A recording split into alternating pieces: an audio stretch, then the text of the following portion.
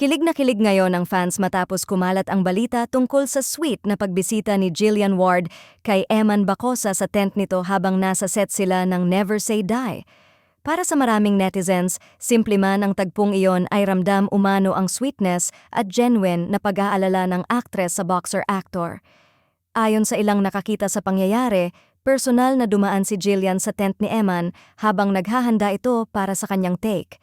Bagamat maikli lamang ang kanilang naging pag-uusap, hindi iyon nakaligtas sa matalas na mata ng fans na agad nakapansin sa effort ng actress na puntahan mismo si Eman sa kanyang tent.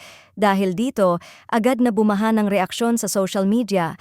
Maraming fans ang nagsabing napaka-sweet umano ng ginawa ni Jillian. Para sa kanila, hindi naman kailangan ng malalaking gesture para mapansin ang care ng isang tao. Minsan sapat na ang simpleng pagbisita upang kumustahin ang isang tao. Ang sweet naman ni Jillian, siya pa mismo ang pumunta sa tent ni Eman. Komento ng isang fan. May iba pang nagsabi na mukhang espesyal ang trato ng aktres sa boxer dahil sa kabila ng busy na schedule sa set ay nagkaroon pa rin ito ng oras para puntahan at kamustahin si Eman. Ang naturang tagpo ay lalo pang nagpasaya sa supporters ng dalawa na matagal nang kinikilig sa kanilang mga interaction. Para sa kanila, kahit hindi pa malinaw kung ano talaga ang totoong estado ng kanilang relasyon, kitang-kita raw ang natural na closeness ng dalawa.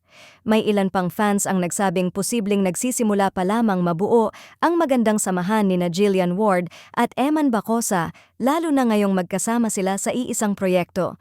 Dahil dito, mas lalo pang tumataas ang excitement ng fans sa kanilang mga magiging eksena sa Never Say Die. Sa ngayon, patuloy na inaabangan ng kanilang supporters ang mga susunod pang moments ng dalawa sa set. Para sa kanila, kung simpleng pagbisita pa lang ay nakakakilig na, paano pa kaya kung magkaroon na sila ng mas maraming eksena na magkasama sa proyekto? Para sa fans, malinaw ang kanilang hiling. Sana ay mas marami pang sweet moments ni Jillian at Eman ang kanilang masaksihan sa mga susunod na araw.